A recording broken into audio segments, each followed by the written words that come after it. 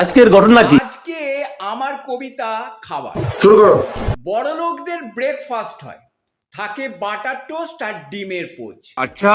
আমরা নিম্ন মধ্যবিত্ত জল খাবার খাই, রুটি তরকারি নয়তো কচুরি আর ঘুগনি মুড়ি সোচ।